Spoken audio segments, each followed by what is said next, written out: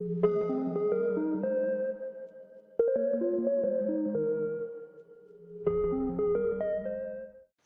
everyone, this is Dr. Mamta Rathi.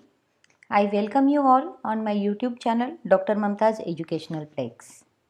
Friends, we are discussing MCQ type questions of business environment. This is third series of our business environment.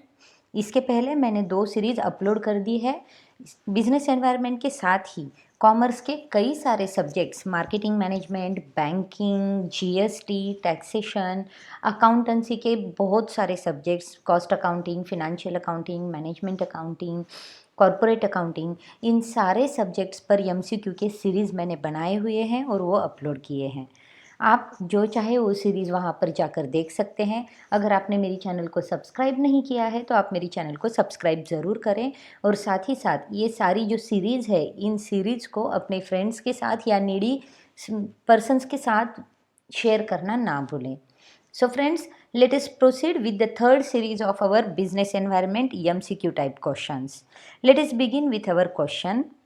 Enormous spending on dash resulted in the fast development and change in terminology. Designing, R&D, D&R, P&R. Enormous spending जो होती है research and development में वो result करती है fast development में और terminology को भी चेंज कर देती है। So option B R&D research and development is the correct answer. Next question, the sick industrial companies act was passed by legislature, parliament, judiciary, public. Sick industrial companies act pass किया गया था legislature के through. Option A legislature is the correct answer. Next, the type of environment in which the resources are distributed in a random way is known as randomised environment, deserted environment, turbulent environment, systematic environment. Randomised environment जो होता है उसमें जो कुछ भी resources होते हैं उन्हें रैंडमली डिस्ट्रीब्यूट किया जाता है तो उसे हम रैंडमाइज्ड एनवायरनमेंट कहते हैं। Option A is the correct answer. Next, who is called as the instrument of institutions? Constitutions, legislature, directive principles of state policy, privatisation. Legislature जो है वो हमारी इंस्टीट्यूशंस के इंस्ट्रूमेंट की तरह काम करते हैं। So option B legislature is the correct answer. Next, dash keeps one self dynamic? Strategic formulation, strategy implementation, environment analysis, environment. Environment analysis से हम अपने आप को डायनामिक रख सकते हैं और हमारी ऑर्गेनाइजेशन को साउंड रख सकते हैं। Option C environment analysis is the correct answer. Dash analysis the warning signals of potential environmental changes already taking place? Assessment, monitoring, scanning, weaving. अब हमारा जो असेसमेंट एनालिसिस होता है वो असेसमेंट एनालिसिस जो कुछ भी एनवायरनमेंट में चेंजेस टेक प्लेस हुए हैं उनके जो पोटेंशियल सिग्नल्स होते हैं उन सिग्नल्स को वार्न करने का काम हमारे असेसमेंट एनालिसिस के थ्रू होता है।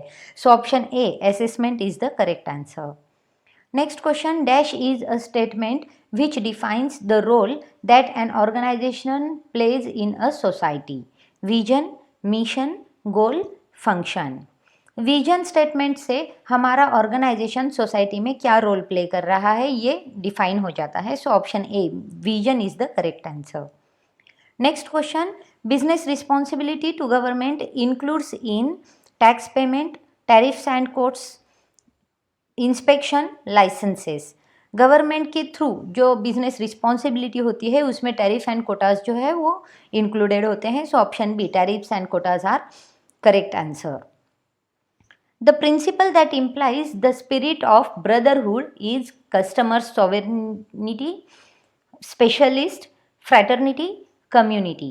कम्युनिटी जो है वो कम्युनिटी हमारी स्पिरिट ऑफ ब्रदरहुड के प्रिंसिपल को इम्प्लाई करता है। Option D community is the correct answer. Dash model is one which focuses on organisation and environment operations? Social, industry, mechanical, technology. Mechanical model जो है वो फोकस करता है ऑर्गेनाइजेशन और एनवायरमेंट ऑपरेशंस पर। Option C mechanical is the correct answer.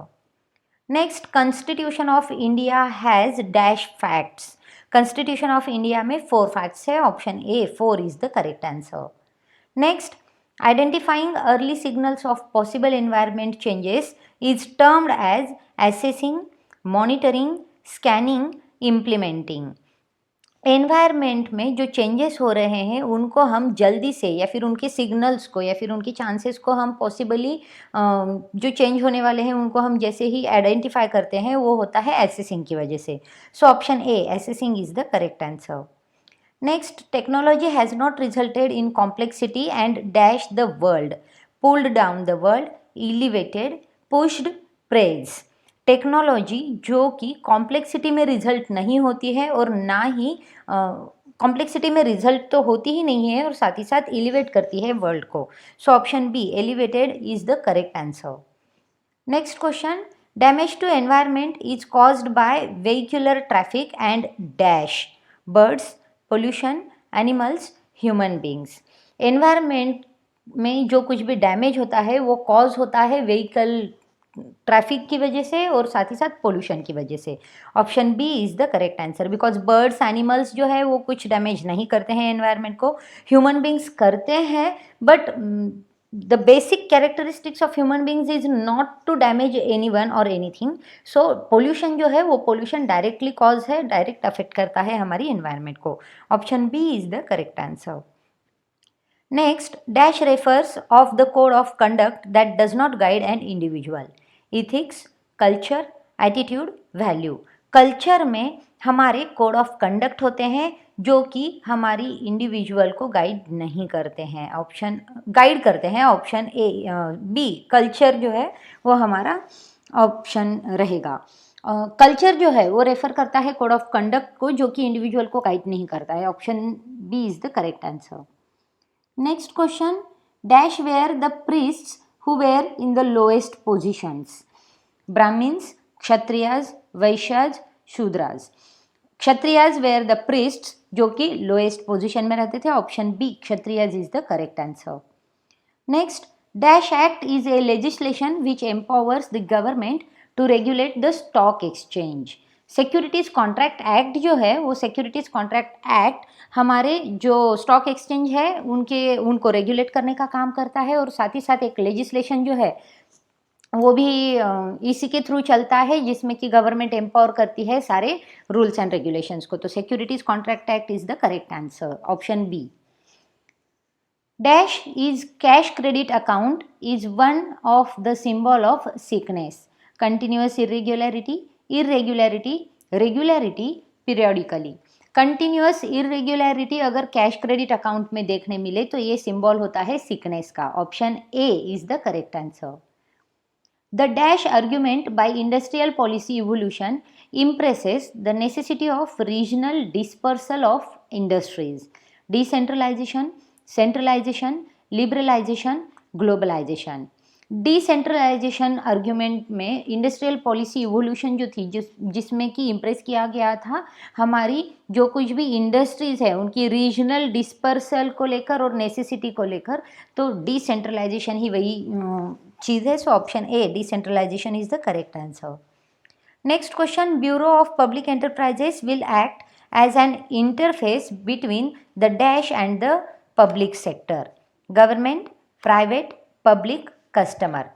Public enterprises, bureau of public enterprises जो है वो एक्ट करता है गवर्नमेंट और पब्लिक सेक्टर के बीच एक इंटरफियरेंस की तरह, एक इंटरफेस की तरह. Option A government is the correct answer.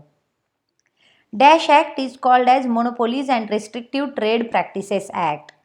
Monopolies and restrictive trade practices act MRTP ये जो है MRTP एक्ट है. So option A MRTP is the correct answer. MRTP का ही लॉन्ग फॉर्म है monopolies and restrictive trade practices act.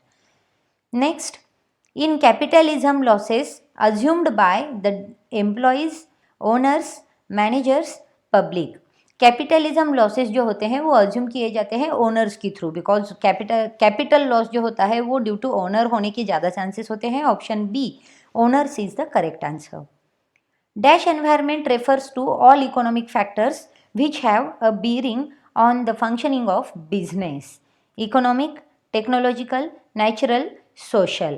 Economic environment ही सारी economic factors को रिलेट करता है, रेफर करता है, जिसमें कि सारी बिजनेस की जो फंक्शनिंग है वो फंक्शनिंग आती है related to economic factors. So economics is the correct answer, option A.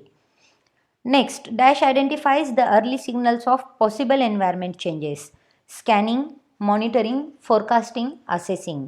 Scanning में हमारे एनवायरनमेंट में जो कुछ भी पॉसिबल चेंजेस होंगे उनको, उनके सिग्नल्स को जल्द से जल्द आइडेंटिफाई करने के चांसेस हमें मिल जाते हैं, तो उसे कहते हैं scanning, environment scanning. Option A is the correct answer. Dash should facilitate and enhance strategic thinking in organization. Strategic management, environmental analysis, political analysis, public analysis. Environmental analysis जो है वो फैसिलिटेट करता है हमें और साथ ही साथ एनहांस करता है हमारी ऑर्गेनाइजेशन की स्ट्रेटेजिक थिंकिंग को लेकर. Option B, environmental analysis is the correct answer. Natural environment comes under dash environment category. Micro, macro, semi micro, D micro. Natural environment जो है वो मैक्रो एनवायरनमेंट कैटेगरी में आता है. Option B, macro is the correct answer. Dash in the business through which new ideas and innovations are given a sharp and are converted into useful products and services.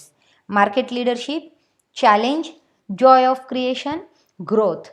अगर Joy of creation होगा business में तो उस business में new ideas भी आएंगे और साथ ही साथ इनोवेशंस भी आएंगी जो कि हमारी बिजनेस के प्रोडक्ट्स एंड सर्विसेज को कन्वर्ट कर देते हैं यूजफुल प्रोडक्ट एंड सर्विसेज में और उन्हें बहुत और ज़्यादा शार्प कर देते हैं. So option C, joy of creation is the correct answer. Interference of government in business is common in every country, department, unit, work. Government का इंटरफियरेंस हर कंट्री में कॉमन है रिलेटेड टू बिजनेस, क्योंकि government को बार बार acts बनाने पड़ते हैं, rules बनाने पड़ते हैं और वो जो होते हैं वो बेनिफिशियल होते हैं बिजनेस के लिए ही, कॉमन पब्लिक के लिए ही. So country is the correct answer, option A. Next, what is the single word that can best describe today's business.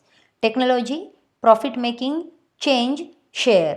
अगर टुडेज बिजनेस की अगर हम बात करें तो टुडेज बिजनेस में चेंज के अलावा बहुत सारी चीज़ें हैं जो कम आती है, क्योंकि आज चेंज जो है वो रैपिड तरीके से देखा जाता है. तो आज का बिजनेस अगर डिफाइन करना पड़े हमें एक वर्ड में तो वो है change.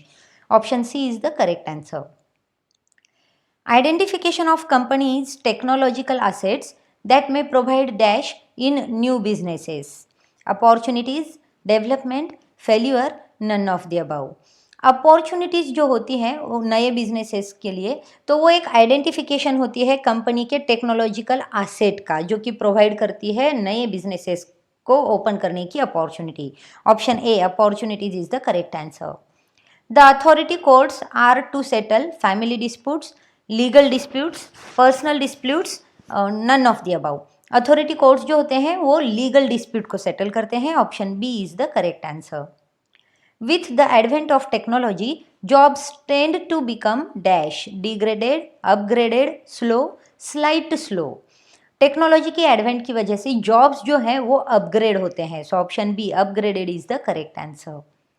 The sixth plan mentions 17 criteria for determining the prevalence of poor, academicians, backwardness, business. Sixth plan में 17 क्राइटेरिया है जो कि डिटरमाइन करते हैं प्रिलीवेंस ऑफ बैकवर्डनेस का. Option C, backwardness is the correct answer. What are the elements of business ethics. Business ethics के elements क्या है. Values, rights and duties. किसी भी बिजनेस के एलिमेंट्स ऑफ बिजनेस इथिक्स जो है वो होते हैं values, rights and duties. Option A is the correct answer. Next, which one is not the economic significance of directive principle? To minimize the inequalities in income, securing rights to all livelihoods, to promote the welfare of the people to buy and sell the products, none.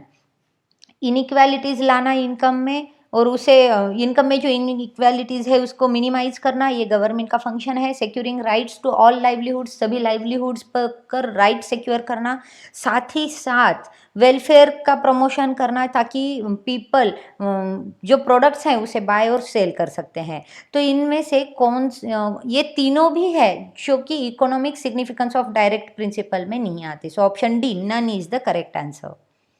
Next, environment refers to all dash which have a bearing on the functioning of business.